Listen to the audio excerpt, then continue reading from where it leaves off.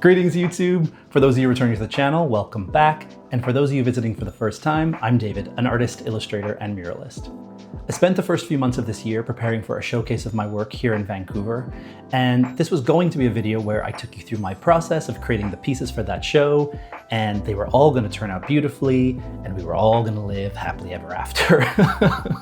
But as is often the case, despite our best efforts, things just didn't go as planned. And that actually got me thinking that one of my main goals for this channel was to share all aspects of what it means to do this job full-time. And while it's much more exciting to share the successes, the booked gigs, the paintings that turn out well, the gallery shows, it really doesn't give a full picture of what it means to do this work without sharing the struggles as well.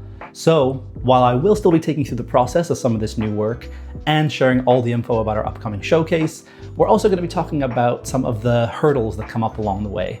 And in doing so, my hope is that it will help some of you persevere when things just don't go as planned.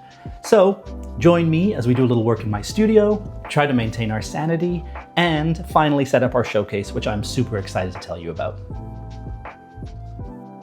I've been working as a full-time artist for 6 years now, and while I have found some rhythm to my schedule and can plan for what are typically slower periods, it can still be challenging dealing with an inconsistent income. January and February are usually some of these slower months for me, and while I can still be very busy planting seeds for future projects, it can be stressful to be working consistently but not have that necessarily mean money is coming in at that moment. Having a gallery show or market is really exciting, but sales are not guaranteed, and so I have to balance these projects with freelance gigs like my mural work. That said, seeking out these opportunities can feel like a full-time job all on its own, and as an artist, you are probably already taking care of all aspects of your business, so it can feel like a constant hustle. It may seem very early in the year, but there are generally a number of mural applications I need to prepare in hopes of securing work for the summer ahead. The more work you apply for, however, the more you're going to have to get really comfortable with rejection. The harsh reality is that there are far more talented people out there than opportunities, so don't let that dissuade you and just keep applying. You'll start to find over time that if you apply for as many events as possible, you'll even start to get rejected for things you don't remember applying for. Which is helpful over time because things just really start to sting a little bit less. With all of that admin work done, my fingers crossed for a mural-filled summer, it was time to start working on pieces for the show. I've been experimenting with creating pieces in my studio that echo the style of my murals and wanted to take this opportunity to tackle some larger pieces as my mixed media work is usually more constrained. I completed these 3 designs, adapted from some of my murals last year, and while each required a different amount of design and composition changes, I told myself this meant a large part of my work was already done. And I was wrong. I find no 2 projects ever work the same, and so the creative process itself can be a major hurdle, particularly when you are working on a deadline. My first struggle came courtesy of the MetaQuest 3S and Contour App. For those of you who have seen this video, I love using these tools to transfer my murals, but this was my first attempt at using them to transfer one of my smaller paintings, and it didn't work as I'd hoped. While slight movement and having things shift a few inches on a large mural surface isn't a big deal, these designs are so specific, especially as I am leaving a border on the piece where certain elements can break through, so measurements have to be precise. This piece is only 16 inches, and within a minute or 2 of drawing, I could feel the image shifting, and I knew if I continued, my final drawing was going to be a mess. So, technology be damned, it's back to our old tried and true method.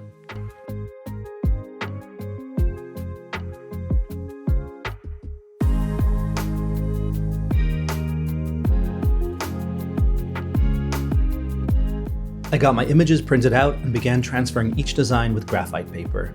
It may be tedious, but you can really ensure everything is exactly where you want it to be. Feeling accomplished with my drawings down, it wasn't long before I was back aboard the struggle bus. Feeling pressed for time, I hadn't followed my #1 rule of painting, which is make sure I'm 100% happy with my drawing and have all of my issues resolved before I begin painting. As soon as I began laying down color on my first piece, I quickly realized I was not happy with my composition, and this was going to require reworking that I did not have the time to tackle. So it was on to painting number 2.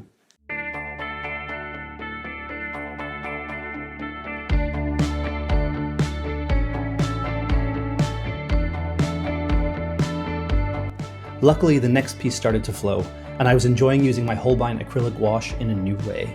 I've used this medium for years, but generally as a component of my mixed media work, so I'm still getting the feel for how I like to use it solo. For these pieces, I'm playing with a mixture of big, bold block colors, balancing a dramatic aesthetic in some areas, and blending my colors to bring some subtlety and softness to others.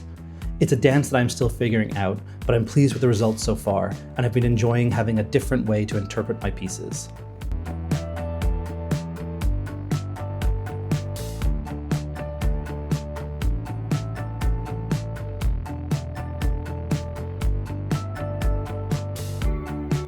As can be expected working with a new method, this piece took longer than planned to complete, and I could feel my deadline fast approaching.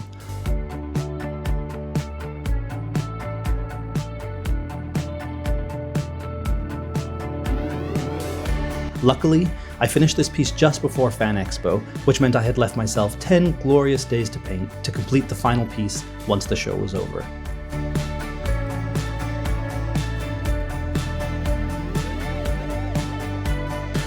Once again, I lied to myself. I should know by now that when you are incredibly stressed about work, hustling like crazy to get projects done, and then go to an event surrounded by thousands of people, your reward will be illness. Fan Expo was such an incredible event, and I rode that high all the way to the couch, as I was taken out for 4 to 5 days with the flu. This is one of the hardest aspects of this job because there is no one to step in for you when you get ill. There is no substitute artist, there is no sick pay, and all you can really do is lean into rest and try not to stress too much. When I began to bounce back, I really tried to rally around my final piece and gave it all of my energy for a few days. But 1 to 2 days before the show setup, I realized I had to come to terms with the fact that this piece just wouldn't be completed in time, which, I'll be honest, is a rough feeling. I don't take on any project that I don't intend to give 100% to, and I always want to show up as best as I can for the people I'm working with. So it can be really hard when I feel like I haven't met my own expectations. That being said, I have found wallowing in that feeling doesn't get you anywhere. So I decided to look on the bright side and appreciate the fact that I was very happy with the collection of work that was complete. And fortunately for me, I was lucky enough to be showing my work with 2 talented artists who were more than able to make up for my shortcomings. All the stresses aside, I couldn't be more excited about this showcase, and so, without further ado, let me give you all the details while we take care of setup. Hosted by the wonderful folks at Liquid Amber Tattoo Collective, located on Commercial Drive here in Vancouver, Familiar is a 3-person show featuring the work of Megan Majewski, Rachel Tuna Petrovich, and yours truly. I absolutely love Megan and Tuna's work, and I couldn't be happier sharing some walls with them.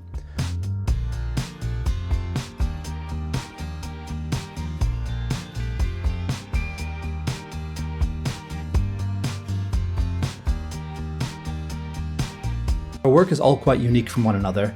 There is often an overlap in our subject matter and color palette, so the show flows quite seamlessly, and I think it really came together beautifully.